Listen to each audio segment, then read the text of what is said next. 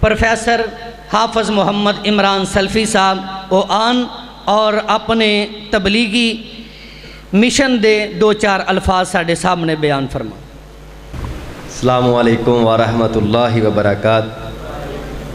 نحمدہ ونصلی علی رسول الکریم، اما بعد فاعوذ باللہ من الشیطان الرجیم، بسم اللہ الرحمن الرحیم، ورفعنا لک ذکرک، صدق اللہ العظیم۔ حضرات گرامی، محترم جناب عبدالحفیظ صاحب کی دعوت پر آپ لوگوں کی زیارت کا موقع ملا ہے۔ آپ جتنے احباب اس مسجد میں تشریف فرما ہے، اللہ تعالیٰ آپ کا یہاں پر بیٹھنا قبول و منظور فرمائے۔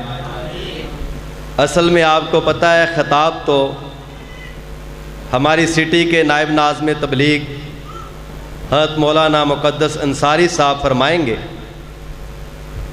میں آپ کے سامنے ایک بات کر کے انشاءاللہ اپنی بات کو ختم کرنا چاہتا ہوں۔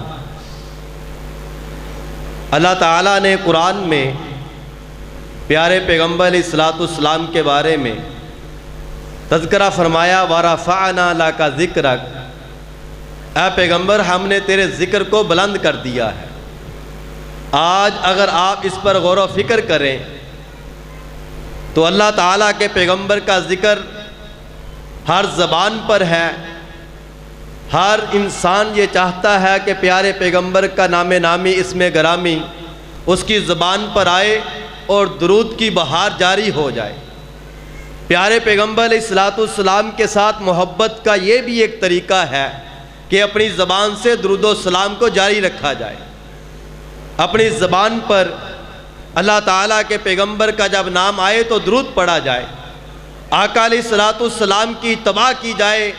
وہی بندہ اللہ تعالیٰ کو پسندیدہ ہے، محبوب ہے، جو اپنی زبان پر اللہ کے نبی کا نام لے کر آئے اور اللہ کے نبی کی اتباع کرے۔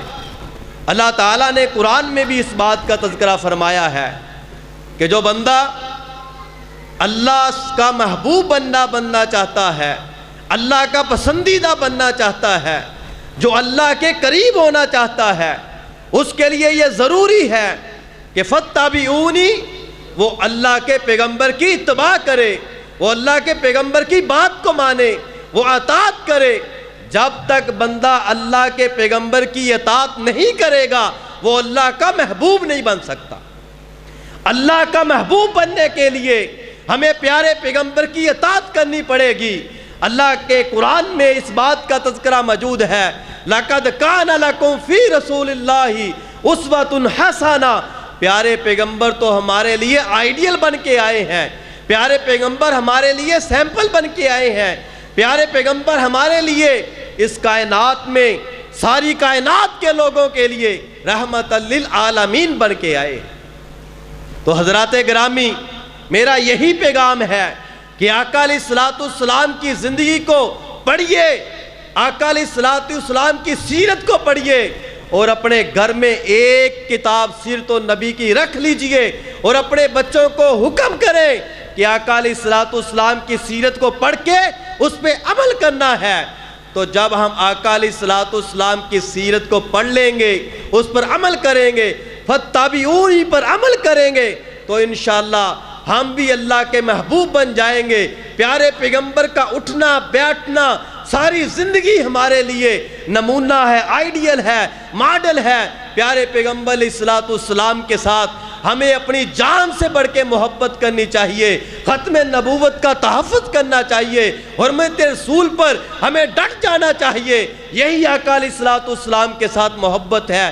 جب آقا علیہ السلام کے ساتھ محبت ہوگی، اتباع ہوگی، تو اللہ کے محبوب بن جائیں گے۔ کل قیامت کا دن ہوگا، اللہ کے نبی کا قرب بھی مل جائے گا، قیامت کا دن ہوگا، اللہ کے نبی کی سفارش بھی مل جائے گی۔ اللہ سے دعا ہے کہ اللہ تعالی ہمیں اپنی زندگی کو نبی کریم صلی اللہ علیہ وسلم کی اتباع میں گزارنے کی توفیق عطا فرمائے۔ وما علینا الا البلاغ المبین۔